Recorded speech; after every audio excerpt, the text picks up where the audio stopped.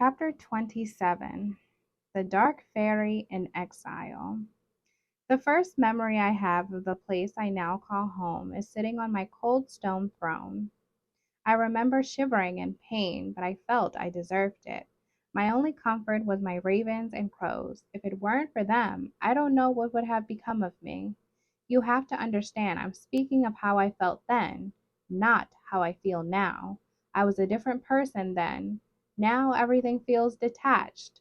Have you ever looked back on events that happened many years ago and felt as if they happened to someone else entirely? That is how I feel now, except the detachment is more profound, because truly I was another person.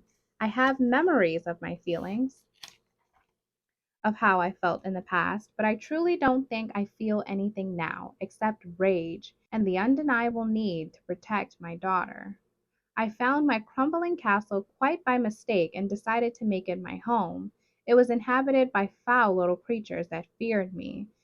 They had seen me in my dragon form and decided I was sent there by their former ruler, Hades, to rule over them in his stead. I found out later my castle was once a great place of power, and the little creatures who were to become my goons had been left there, abandoned by Hades, when he fled those lands. I never saw the god of the underworld. He didn't visit me, but my birds told me the story relayed to them by the creatures. I spent many years there, alone, suffering over what I had done. I felt I deserved all the pain I was experiencing, and I became very fearful of ever becoming angry again, fearful that I might destroy myself in the process. The pain involved in becoming a dragon is unbearable. I honestly didn't think I would survive it again. It's why I stayed a dragon for so long. I was afraid of the pain involved in transforming back to my true self, and I was afraid of who I would become once I took my true form. Eventually, I became lonely and tired of always fighting off some young man who wanted to prove his bravery by killing the great dragon. But it was really the hope of seeing Diablo, Opal, and my birds again that gave me the courage to become myself. I had been without them for so long. My loneliness was palpable. It ate away at me, leaving me with little hope that once I was myself again, they would at last hear my call. But they did. And when I transformed, I found I was very much the same person I was before. I was the fairy you knew and loved, except I was filled with an unspeakable sadness and a tremendous guilt for what I thought I had done to you and to everyone else. As the years passed and my loneliness deepened, I wished you had never found me in that crow tree. I wished I'd never known what it was like to be loved by someone. In those years, my pain and longing for you was so desperate that it rivaled the agony of my dragon transformation. I spent my days practicing magic and reading the books my crows brought to me, spirited away from far off places. I had my books, my crows, and my ravens. I honestly didn't feel I needed anything else. That is, until the odd sisters found me. They had lost their little sister, Circe, and they were deeply saddened. No matter how much I questioned them, they wouldn't say what had happened. They seemed to be consumed with guilt and heartbreak. I imagine they lost her in some manner in which they were at fault. I didn't know the details, and I didn't ask. I was just happy they found me. I'd always imagined if they somehow survived what had happened in the fairylands and managed to find me, I would be met with their condemnation and anger. But they came to me with love and concern. They wanted to care for me. They wanted to make me their own and to help me. As you know, I loved the odd sisters the moment I first laid eyes on them. So when they found me in the ruined castle, I was tempted to go with them to their home, but I was afraid I would eventually destroy them with my powers. They were so different then, the odd sisters, so different from how they are now, and I don't have to tell you that. You remember how they were. Yes, they often speak over each other and become excitable. But now, when I look back on my memory of them, I see that they were very different witches from who they are today.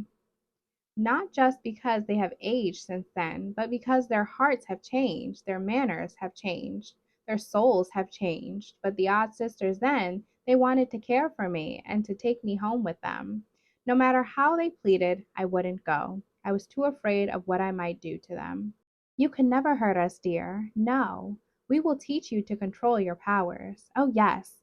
We will instruct you, dear. Please, Maleficent, we love you. We need you. And so it went for quite some time. The odd sisters would come swooping down from the heavens to check on me and to ask me to live with them. But still, I said no.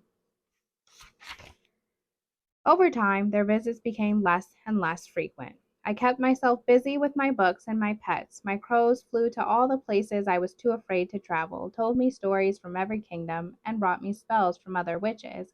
They also brought word from the odd sisters, who kept quite busy with adventures of their own. It had been many years since I had seen them when they paid me another visit, again pleading with me to come live with them. It was then that I saw the beginnings of their transformation, although I didn't know it at the time. I only see it now when I look at the events with removed objectivity. You are lonely, dear one, Lucinda said to me. You are withering away with no one to love. Won't you please come to live with us, and let us give you the companionship you so desperately need? Please, Maleficent. It is the only way you will survive. That was probably the last visit during which the odd sisters spoke coherently. The next time they visited, everything changed. Maleficent, please let us help you, the sisters begged when they came to see me again. If you won't come to live with us, if you won't let us love you, then please let us give you a daughter. Let us give you someone to love, someone to care for, and someone who will care for you. I loved the idea of having someone to care for other than my birds. I loved the idea of someone loving me. But I didn't understand how the odd sisters could do this. But how? I asked. The odd sisters laughed, but not in jest. They laughed because they were happy. They laughed because they thought they were giving me the greatest gift they could give, love. But I was worried. I wasn't sure if this was something I should consider. I wasn't sure if it was safe. They assured me it was. Oh, my dear, don't fear. We can do this. We've been devising this spell for many years, perfecting and mastering it before we dared to use it. We would never offer you such a great gift or dangle it in front of your face if we didn't know we could really give it to you. Lucinda had been doing most of the speaking, but this time it was Ruby who spoke. And we would never give you a spell that would put you in danger, dear one. We plan to use the spell ourselves. And then it was sweet Martha, with her slightly kinder eyes, who spoke. We created the spell for ourselves, you see, so you know it must be safe. And once it was perfected, once we knew it was finally right and we were about to use it, we had an epiphany. We should help Maleficent. We will give her this gift. All the sisters were talking at once, their excitement and love overcoming them. We want to give you this, Maleficent. Please let us help you. I couldn't express to them how much their offer meant to me, how wonderful this gift really was. And yes, of course, I would take it. I would have a daughter. I couldn't make myself speak. I couldn't find the words to express my gratitude to them. We know, our dear little dragon fairy witch, we know. Please, there is no need for words, not between us. It was several weeks later when the odd sisters summoned me to their home. They sent a message with Opal, who must have been visiting them on one of her adventures. They said it was finally time to do the spell, but that it needed to be performed at their home. I never left my castle, not ever, not once in all those years, and I was terribly anxious. I was so afraid to use my powers, terrified to use even the simplest of travel charms, that I decided to go by foot to where the odd sisters had placed their house. It was on the outskirts of the kingdom, not very far away at all, but the idea of traveling even such a short distance sent a panic through my entire body. I summoned Diablo, Opal, and my other birds, and I asked them to follow overhead and watch the sky. The odd sisters' letter said that they would have placed their house closer to my castle, but something had prevented them from doing so. They assumed it was some sort of security measure by the previous occupant that was remaining in place. As I walked through the forest, I felt foolish for being so frightened, but then a desperate need to flee came over me. I sensed that I was in actual danger. The overwhelming feeling of hatred was palpable, and it was then that I knew. It was the forest. It had come to life. It was a terrible thing to behold. The greenery and vines twisted their way toward me with a fearsome velocity. The trees, too, were unlike anything I'd ever seen. They seemed to have faces and long, grasping hands that were impossible to break free from. I thought I was going to die there as the vines wrapped themselves around me while the trees held me fast in place. My birds swooped down, attacking the trees, trying to help me as the thorny vines cut into my flesh and wrapped around my neck. I wasn't frightened as I felt my life force slipping away, not really. It almost felt like a relief. I think I might have been happy to die. Maleficent, no! Use your powers! The odd sisters screamed through the trees. They stretched their hands toward the sky, turning the world dark with their magic. Maleficent, it's dark! Use your magic! In my panic, my body grew warmer and warmer. I remembered what you told me in my treehouse that afternoon on the day I first used my travel charm. You said if I ever felt that way again, to just think of somewhere safe, someone I loved, and I'd travel there. That's what I did. Within mere moments, I found myself standing safely on the threshold of the odd sister's house, no longer in the clutches of my enemy. Oh my goodness, Maleficent! Are you okay? Lucinda asked. I thought I was. I couldn't tell. I think I was in shock. We should have known. We should have known you would be the enemy of nature after what happened in the fairylands. We were stupid not to have thought of it. We're so sorry.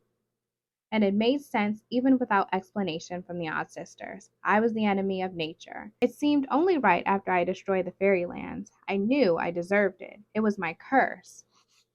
And I feared for my daughter. What if I passed my curse on to her? Oh no, the trees will not condemn her for your deeds, not to worry, the odd sisters assured me.